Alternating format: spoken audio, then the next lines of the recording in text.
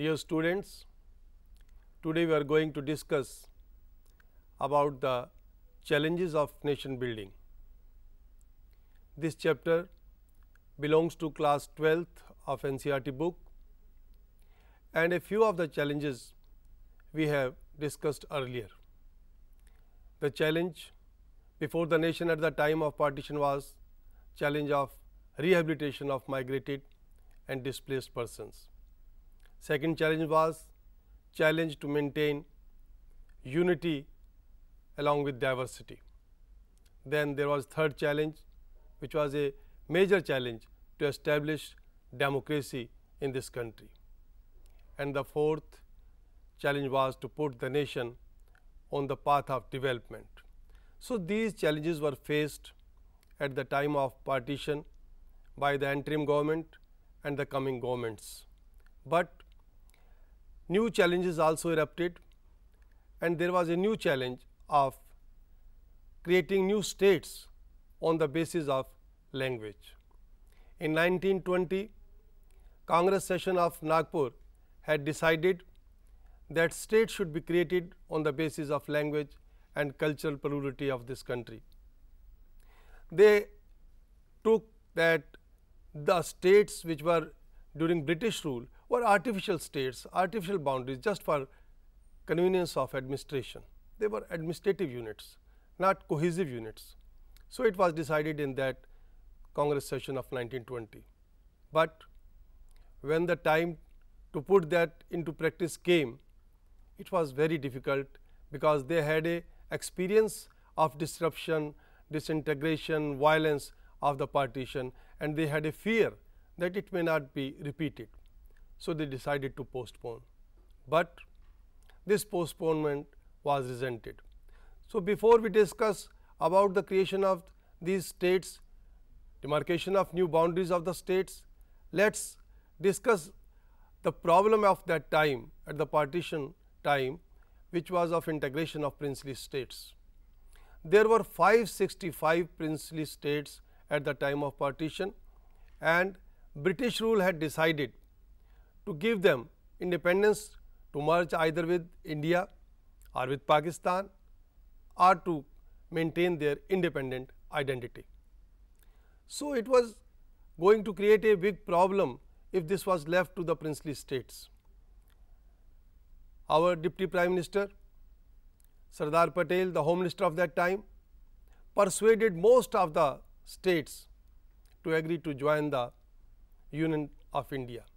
But a few states like Junagadh, Manipur, Jammu and Kashmir and Travancore were reluctant to join the Union of India, and they resisted. But solution came to all these problems through negotiation and persuasion.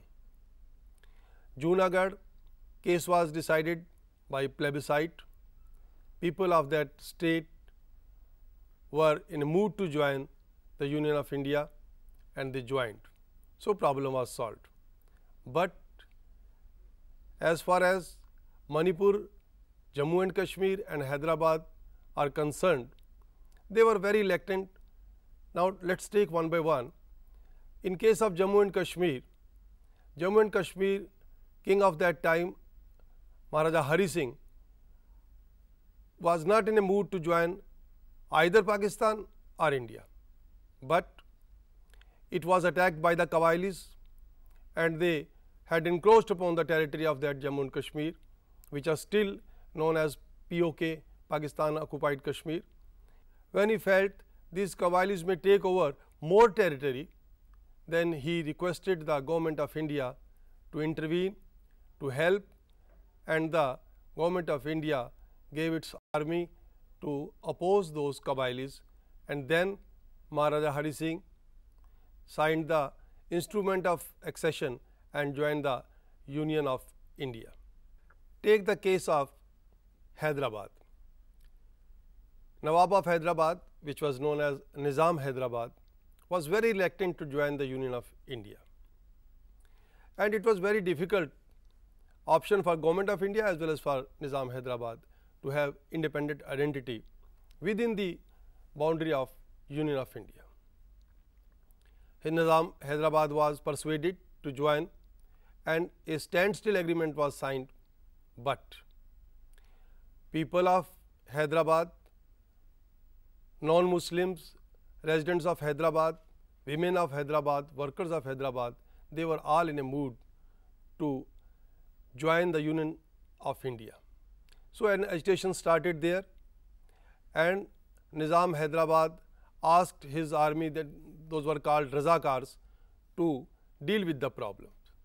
They looted, raped, murdered most of the people, and Government of India had to take action. Army was sent to that place, and Hyderabad reluctantly joined the Union of India. Then take the case of Manipur. Manipur was also persuaded by the Sardar Patel to join the Union of India. So all these 565 princely states were merged, and government had a policy that these states can be given autonomy to some extent to some states if required. But one way or the other, all these states merged with the Union of India, and it represented unity in diversity because of plurality of the different cultures, languages. So now take the case of that 1920 Congress session, which had decided to create states on the basis of language and culture. So when Andhra was declared as an independent state by the Prime Minister of India in 1952, it spurred agitations all around. Demands were coming from various states for having separate state for their language. So government decided to appoint States Reorganization Commission in 1953, which gave its report in 1956 and recommended that boundary of the state should represent the boundary of a language.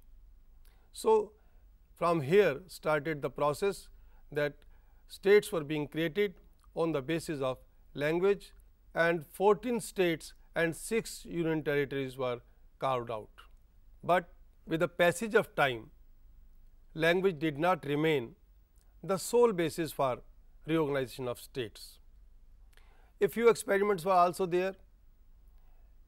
In Bombay state, two communities, Gujaratis and Marathis, they were living together, but there also demand raised and two new states, Gujarat and Maharashtra, were created. For example, in Punjab, Punjabi speaking people got a separate state for them in 1966, when Haryana and Himachal were also created. So this way, in the later years, sole basis for reorganization of states was not the language, but now a new subject came into the picture, and that was development. Some states like UP were very big, and there was not balanced development in whole of the states. So people of that particular area which feel neglected demanded that a separate state should be given to them, so that they may also have development as and at par with other part of the state. So on the basis of the development, demand for development, new states were created. For example, people of Jharkhand also felt neglected, that development of that area was not as at par with the whole of the Bihar. So they also demanded a separate state for them, and in 2000, 3 new states were created. All these 3 states were created in 2000. Some other states were also created, and the basis of creation of those states were different from the language. For example, in Northeast, Manipur, Meghalaya, Tripura, Arunachal, Nagaland, these 7 sisters states, the basis for creation of these states were also development, so that they may also feel themselves in the mainstream of the whole nation. So reorganization of states was done on the basis of initially language, but later on the basis of development. And this challenge is still existent. It is still existing in the way that demands are coming from Andhra Pradesh for a separate Telangana state.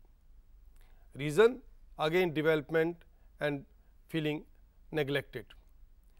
Similarly, Vidarbha state in Maharashtra, Harit Pradesh in Uttar Pradesh.